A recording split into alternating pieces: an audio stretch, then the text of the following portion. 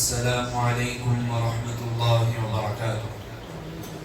الحمد لله الذي أمر بالجهاد لتطهير الأرض من الكفر والفساد، ووعد المجاهدين بعظيم الأجر والثواب. وأشهد أن لا إله إلا الله، وأشهد أن محمدا عبده ورسوله. جاهد في الله بالقلب واللسان والدعوة والبيان والسيف والسنان، صلاة الله وسلامه عليه.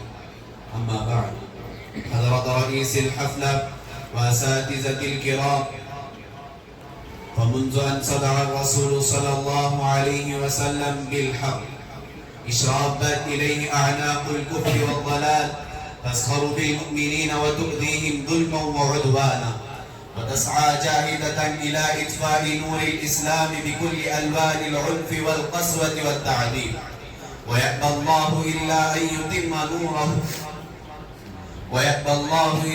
يتم نوره ولو كره الكافرون.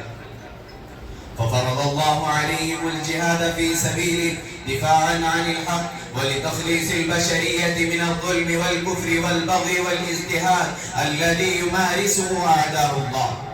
فأصبح الجهاد في سبيل الله شعار هذا الدين وعز هذه الأمة، فما تركت أمة الجهاد إلا ذلت وهانت.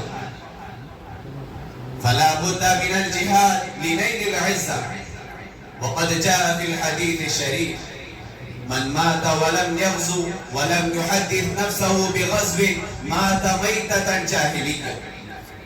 ولهذا قال الله تبارك وتعالى: الذين يقاتلون في سبيل الله والذين كفروا يقاتلون في سبيل الطاغوت فقاتلوا أولياء الشيطان إن كيد الشيطان كان ضعيفا. والغرض من الجهاد إعلاء كلمة الله ونشر المبادئ الإنسانية الكريمة التي جاءت بها الشرائع السماوية ورفع كيد المعتدين. ومع أن الجهاد فريضة لازمة لا بد منه لنيل العزة، ومع ذلك فقد جاءت السنة النبوية المطهرة تنهى عن تمني لقاء العدو وتأمر بالصبر عند احتدام المعركة. يقول النبي صلى الله عليه وسلم: يا أيها الناس لا تتمنوا لقاء العدو واسألوا الله العافية، واعلموا أن الجنة تحت ظلال السيوف.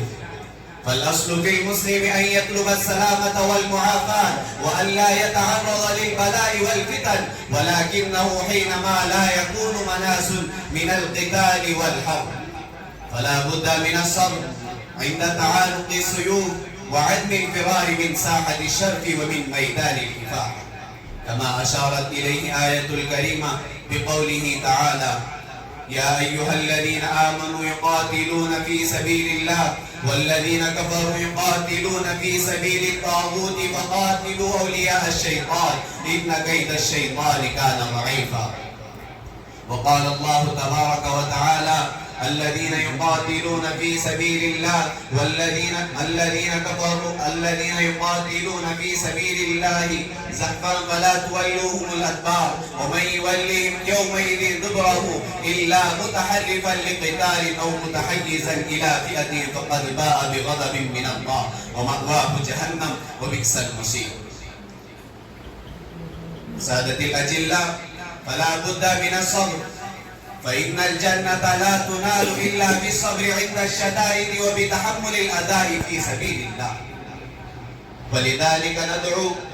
فلذلك دعا النبي صلى الله عليه وسلم أن ينصره الله على أعداء دينه وأن يعلي كلمته.